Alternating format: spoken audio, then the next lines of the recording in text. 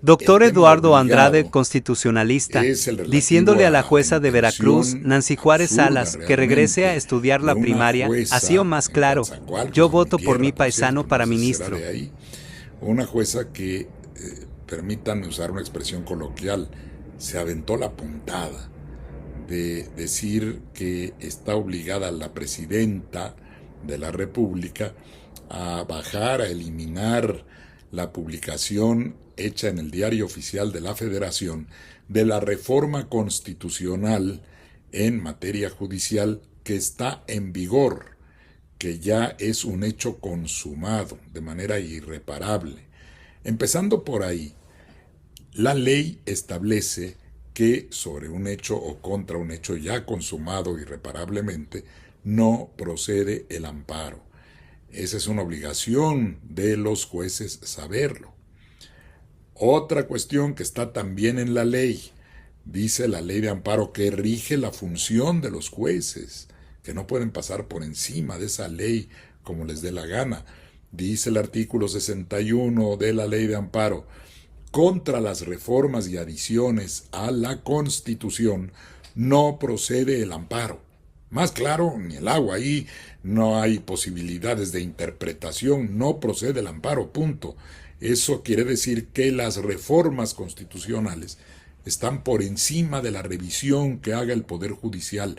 No le toca hacer eso, porque las reformas a la Constitución son producto de la soberanía popular, expresada a través de los votos que llevan a los legisladores y legisladoras a generar una mayoría calificada que permite reformar la Constitución. Una mayoría calificada quiere decir que haya 2/3 de los votos en cada una de las cámaras federales, de los que estén presentes en sesión, para que se pueda aprobar una reforma de carácter constitucional. Y si eso es así, y la mayoría de los congresos de las entidades federativas también lo aprueban, es constitución, está elaborada por los legisladores que forman un poder constituyente permanente. Hay teóricos que dicen, no, es que esos son poderes de todas maneras constituidos. Lo son y no, déjenme decir esto muy claro. Está constituido el poder legislativo, sí, para las labores legislativas. Por otro lado, están constituidos los congresos de los estados para las leyes estatales. Pero el órgano que se configura solo para efectos de la reforma constitucional se integra por todos ellos en pasos sucesivos. Primero, los miembros del Congreso de la Unión, diputados, diputadas, senadores y senadores, aprueban una reforma por mayoría calificada, como ya expliqué, y luego pasa a todos los congresos estatales del país, estatales y de la Ciudad de México. De manera que, de hecho, es la conciencia conjunta, legislativa, todo el poder del pueblo que está ahí depositado y que los junta para erigirse en un poder distinto, superior a los existentes, para la finalidad de cambiar la Constitución. Bueno, eso no se puede echar abajo en amparo, ni existe un procedimiento para declarar inconstitucional lo que ya es constitucional.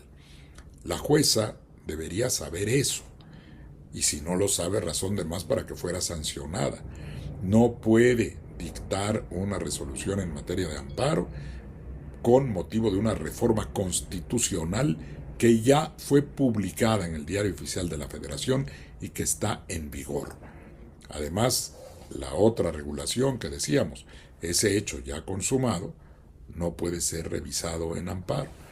Se fue demasiado lejos la jueza y además amenazar a la presidenta de que pueda proceder penalmente contra ella, pues ¿dónde estudió constitucional la jueza? En la Constitución solo hay una posibilidad de enjuiciamiento para una persona, en un caso X que pudiera ocurrir, que no es este, por supuesto, en el cual se tratara de fincar alguna responsabilidad por la comisión de un delito a quien estuviese en la titularidad del Poder Ejecutivo. La única manera de hacer eso es mediante una acusación que hace la Cámara de Diputados, que actúa como acusadora, como Ministerio Público, y el Senado se erige como órgano juzgador, como juez que a la luz de la ley penal dice, bueno, si hay delito o no hay delito. De manera que el titular o la titular del Ejecutivo no pueden ser juzgados por el tribunal, por el Poder Judicial de la Federación. Eso no les compete. No puede entonces una jueza amenazar con una persecución penal, por Dios, a la presidenta de la República. A lo mejor la jueza lo que quiere pues es hacerse notar, y si ya no entra al proceso de postulación, pues quizá quiera que conozcan su nombre si pone algún despacho, pero francamente pues no estaría como muy aconsejable acudir a una abogada que evidentemente no sabe derecho. Pero bueno, ya eso fue lo que ocurrió. La presidenta, con toda razón y adoptando los consejos válidos de sus consejeros en el ámbito jurídico, y ella que de por sí se ve que tiene un conocimiento del derecho, un feeling, permítame decirlos, que entiende rápidamente cuáles son las reglas, las normas, con una mentalidad científica ordenada, ella sabe que eso no puede ser, y ya lo declaró. No existe ningún sustento para que una jueza pretenda hacer valer una disposición que eche abajo una publicación realizada ya en el Diario Oficial de la Federación, y menos amenazar con una persecución de carácter penal a la presidenta. Dijo la doctora Claudia Sheinbaum también que va a presentar una queja, y tiene toda la razón, frente al Consejo de la Judicatura, que tiene la función de imponer disciplina a los integrantes del Poder Judicial, aunque no lo haga porque parece que está promoviendo más la indisciplina.